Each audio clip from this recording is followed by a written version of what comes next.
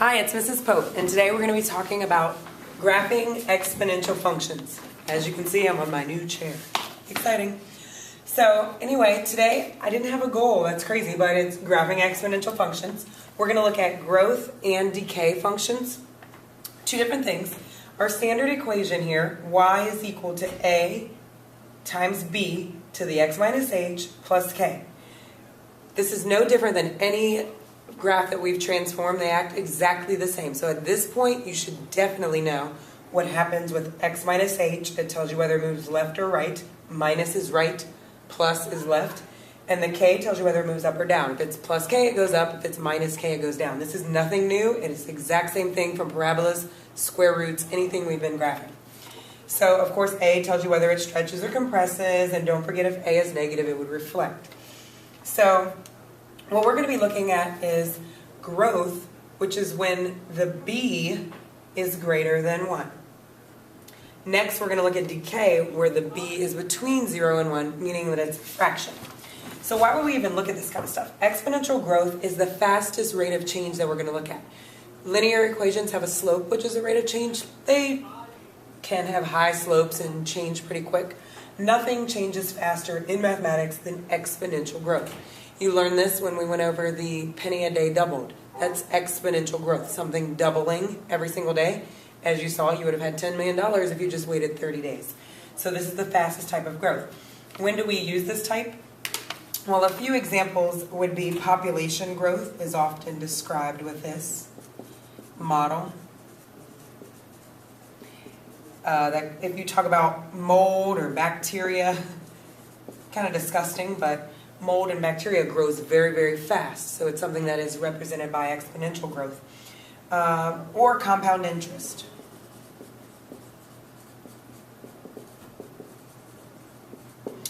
Compound interest, as we talked about when we did the Ben and Arthur example, where he invested money, and as it compounds fast and faster and faster and faster, the earlier you start, the more money you'll have. All right, so the graph of this is another graph that you'll need to know what it looks like. It's going to be an upward shaped arrow. Of course, you can put this, whatever the equation is, your calculator, to get exact points. But this is the general graph. As x increases, so as you go up, and that makes sense, the growth, it's going to go up. So this is going to be like time, and this would be money. As time goes on, the money goes up. It's growing. Makes sense. Decay, going to be the opposite. If this is x, as time goes on, it's going to be going down and down and down and down and down and down and down, closer and closer to the x-axis. So the decay function, you can tell if it's decay if b is between 0 and 1, meaning it's a fraction. What you would use decay for, I have temperature cooling.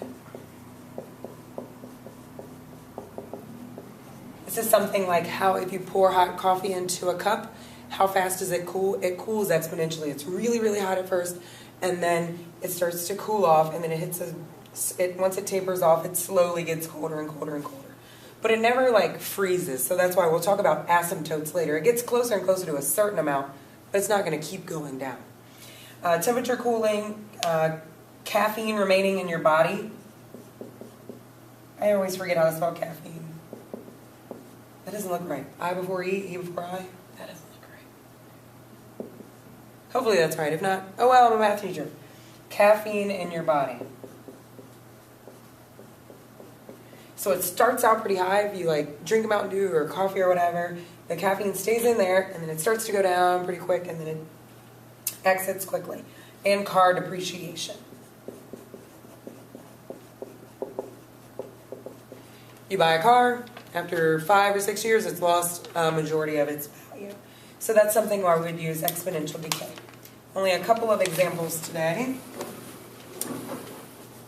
First, we're going to use this constant rate of growth, where b is going to be something, it's going to be 1 plus r. So the long equation that we saw earlier, the a to the b, a times b to the x minus h, that's like a general equation.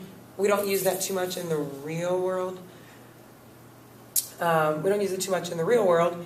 This is the one that we use more often. So, example 1, Alex invests $2,000 into a mutual fund, which averages a 12% return. graph the amount in his account up to 20 years. So you can graph this. I put this on here. You can pause and do that. If you have a graphing calculator, you can figure out your table, or you can just plug it in. Let's look at what the equation will be. Y equals AB to the x. So the initial amount will be 2,000.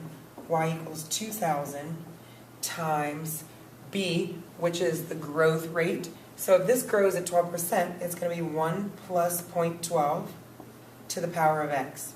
So y equals 2,000 times 1.12 to the power of x. And you could plug that into your calculator, or you could make a table. Put a 1 in, 1.12 to the 1 times 2,000. You could use your calculator and plot the points in here. So I'll let you do that on your own. Some of the points you would get if you put 0 in, you would get 2,000. 1 would be 2140, and 2 would be 2289. I think 0.8. So if you were graphing these, you would know 2, what did I say, would be 2140, somewhere here. It's going to go up something like this. Not exact, but we'll have our graphing calculators to do that in class to get the exact value. But it's going to be exponential growth, and that's what it will look like. All right, last example. The rate of decay, same thing. Kennedy buys a new car for $20,000. It depreciates by 15%. Draw a graph of the value up to 20 years. We kind of know what it's going to look like. Let's look at the equation. Y equals 20,000 times 1 minus 0.15 to the x. So 20,000 times 0.85 to the x. We would use this, plug it in the calculator, or do it by hand to graph it.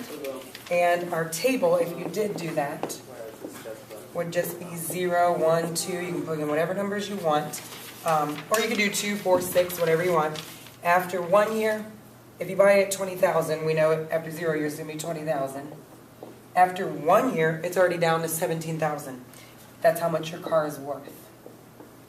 So if you were to graph that at 0 years, it's at 20,000. Your car is worth a lot. After 1 year, it's already dropped down to 17,000. Your car is going to depreciate pretty quick. And you can get the exact points with your calculator. But this is what it should look like. All right. I hope you learned a little bit about growth and decay. And remember, you are responsible for your own learning. Bye.